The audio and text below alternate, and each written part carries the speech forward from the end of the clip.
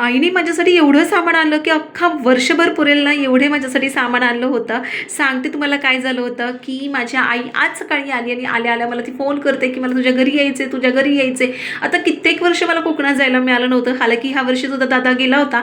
तेव्हा मला खूप सारं आईने सामान पाठवलं होतं. पण जेव्हा तिचं इकडे येणं झालं होतं ना, तेव्हा तिने आठवणीने सगळ्या गोष्टी माझ्या लेकीला हे पाहिजे, मला हे द्यायचं हे द्यायचं हे सगळं आठवण करून तिने आणलं आणि फायनली आज ती मुंबईला उतरून मी तिला ग्रँड रोडला घ्यायला गेली होती.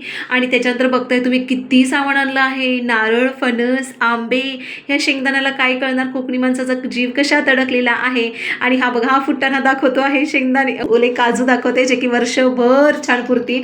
आणि बघताय खूप सारं सामान आणलं होतं. गवती चहातही आमच्या आवारातली आणि आईने सगळ्या भाज्या लावल्या होत्या.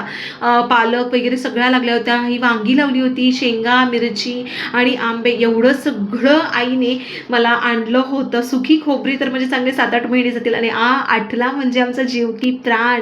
चला आई मस्त म्हणाली की मी गरम गरम पिठलं बनवते आणि लोणचं खा त्याच्यासोबत. आई 3 महिन्यापासून धडपड करते की आपल्या मुलासाठी हे पाठवायचंय ते पाठवायचं आणि आईने माझ्यासाठी लोणचं आणलं.